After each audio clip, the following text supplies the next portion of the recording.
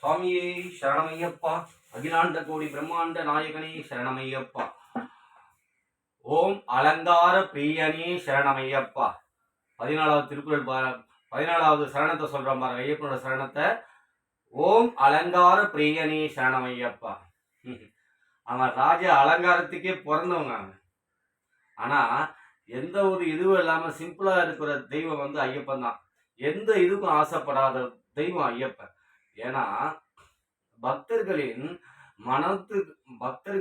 அவர்கள் மனமிரமாங்க பக்தர்களின் சந்தோஷத்துக்கோசரம் அவர் அலங்காரத்தை ஏத்துக்கிறாரு. ராஜ அலங்காரத்தோட காட்சி தர முருகர் மாதிரி, விநாயகர் மாதிரி, சிவன் மாதிரி, பெருமாள் மாதிரி காட்சி தருகிறார்.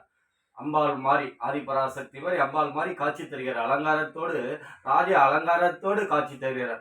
உலகத்திலே அவருடைய அலங்காரத்துக்கு அந்த கருட பகவான் அந்த அலங்காரத்தை எடுத்துன்னு வரார் பாருங்க.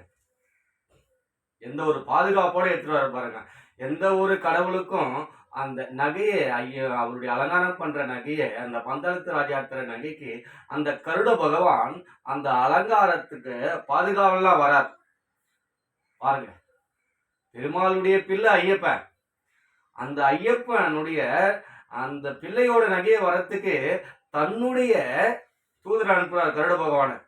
அங்க போய் அந்த நகையை பாதுகாத்து பத்திரமா எடுத்துருவான்னு கருட பகவான் அந்த நகையை எடுத்துன்னு வராங்க. பந்தளத்துல இருந்து சபரிமலைக்கு வருது அந்த நகை.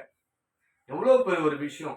கடவுள் இருக்கின்ற ஒரு உண்மையான அர்த்தத்துக்கு அந்த கருட பகவான் அந்த மகர ஜோதி எப்படி நம்மளுக்கு வந்து சாட்சி சொல்லுது பாருங்க. ஐயப்பன் வாழ்ந்ததுக்கும் வாழ்கின்ற சாத்தியத்துக்கும் ஒரு எவ்வளவு அர்த்தம் சொல்றா பாருங்க.